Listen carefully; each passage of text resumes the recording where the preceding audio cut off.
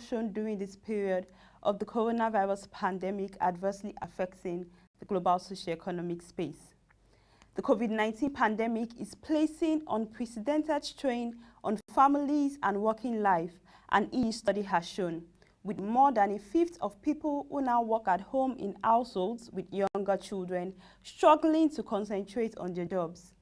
The study by EU agency Eurofound, which seeks to improve living and working conditions, found that over a third of people working in the 27-nation European Union had started teleworking as a result of the pandemic.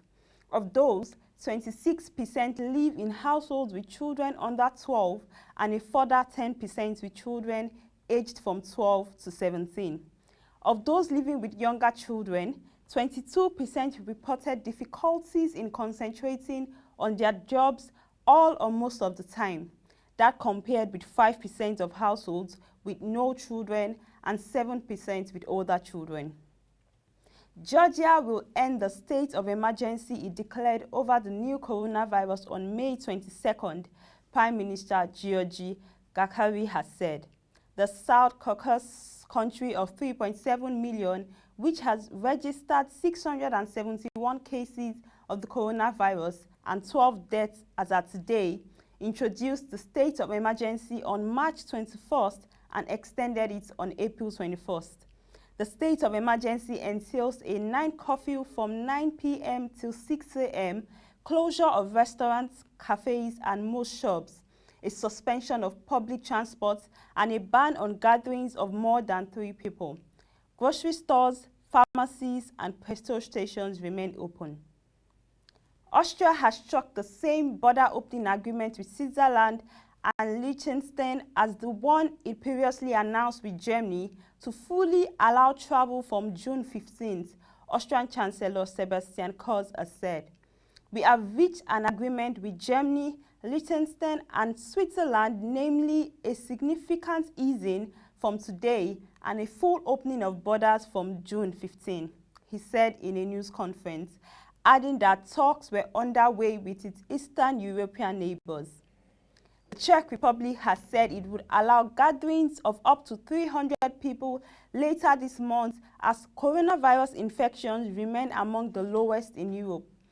Gatherings including sports events will be allowed as of May 25th, when businesses including restaurants and pubs will also be allowed to open, Health Minister Adam Wojciech said. Shopping centers, cinemas, barbers and restaurant terraces opened on Monday after nearly 2 months under lockdown in the country of 10.7 million people. Norway will likely maintain current travel restrictions to and from the Nordic country until August 20th, Prime Minister Erna Solberg has said. The measures include official advice against traveling abroad unless necessary, a 10-day quarantine for all people returning from abroad, and barring entry to most non-Norwegians who do not have the right to live and work in Norway. Slovenia, a mountainous nation of 2 million people, has become the first European country to proclaim an end to the coronavirus epidemic at home. The European Union member state government said the COVID-19 spread is under control and there is no longer a need for extraordinary health measures. The UK has given the green light to Abbott Laboratories to produce a COVID-19 antibody test shortly after it gave the same approval to Swiss drug maker Roche Holding. Mass antibody testing with millions of kits is being considered by many countries as a way to speed the reopening of economies devastated by lockdowns and to introduce more tailored social distancing measures. The U.S. Centers for Disease Control and Prevention has warned doctors about a serious rare inflammatory condition in children linked to the coronavirus. The CDC's case definition includes current or recent COVID-19 infection or exposure to the virus, a fever of at least 38 degrees Celsius for at least 24 hours, inflammatory markers in blood tests, and evidence of problems affecting at least 2 organs that could include the heart, kidneys, or lungs. The agency called the condition multi-system inflammatory syndrome in children. New South Wales, Australia's most populous state, is reopening restaurants, cafes and bars after a 2-month shutdown under the condition they limit customers to 10 at a time.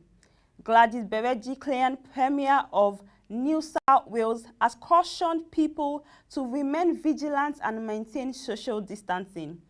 Easing restrictions has failed in so many places around the world, and I don't want that to happen in New South Wales.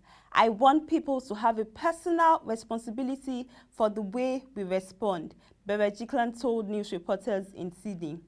In the Northern Territory, pubs are opening with no restrictions on patron numbers, and there are no limits on public gatherings or house visits. Victoria, Australia's second most populous state, is currently retaining most of its lockdown measures. Nigeria's confirmed cases as at this evening are 5,162, with 1,180 discharged and 167 deaths. Lagos leads with 2,099 cases, followed by Kano 753 and FCT Abuja 379. Total samples tested are 31,703, Bayelsa 6, Abia 2 and Anambra 2 are the states with the lowest cases. Kogi and Cross River states are yet to officially record any COVID-19 case. And that will be all for this edition of The Human Angle. You can send your videos and pictures to news@polshareng.com or programs@polshareng.com and let's share your experience and views.